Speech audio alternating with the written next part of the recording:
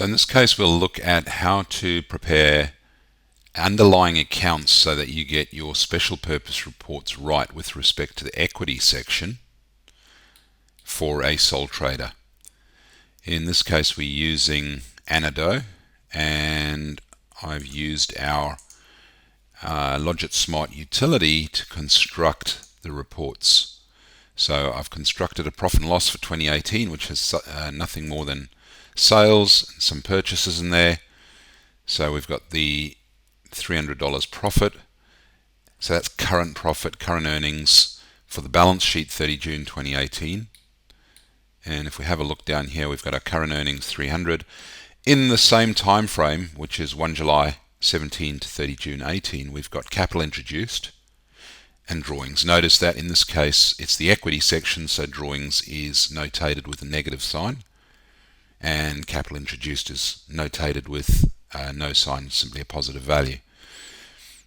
And if we go through the years, what we find is in the next year, the 2019 year, we've got $250 worth of revenue, $50 worth of costs associated.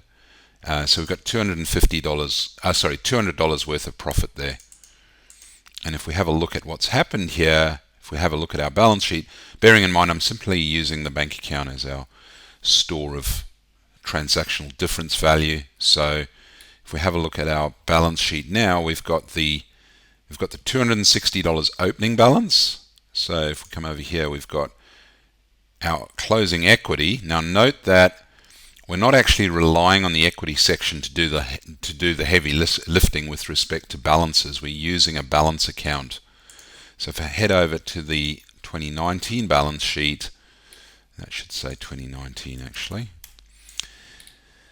What we've essentially done is moved that 260, which is the net equity at the end of 30 June 2018, we've used that as our opening balance. We now only represent our drawings and capital for this time frame, which is 1 July 18 to 30 June 19.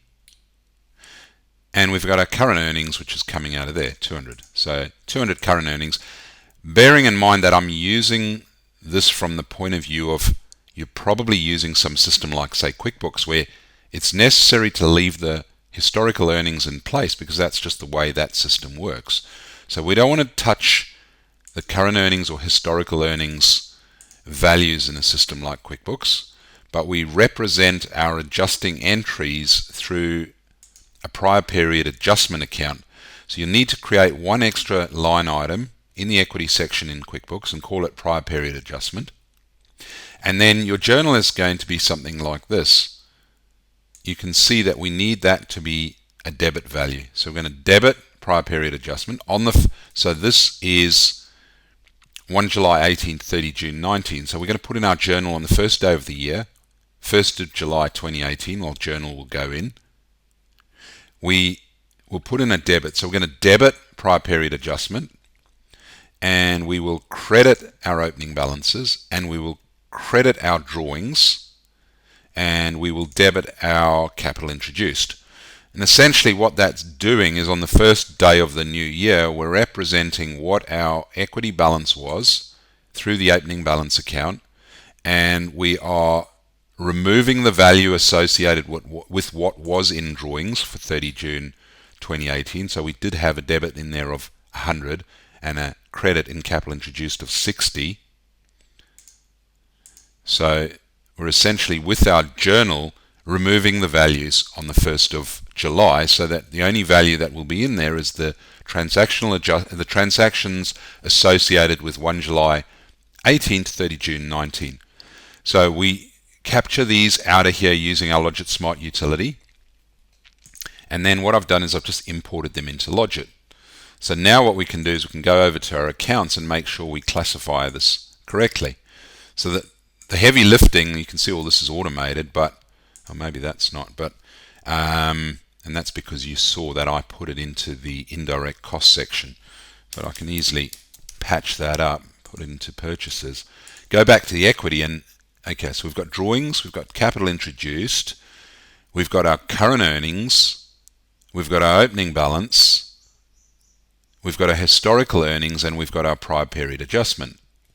And now if we head over to our custom reports and add in the individual trading account for 2019, let's have a look and see what we get. So our statement of financial position, 492.60. And how do we arrive at that? There's our closing balance. There's our opening balance. Our net profit for the year, for each year. Our capital introduced, and our drawings.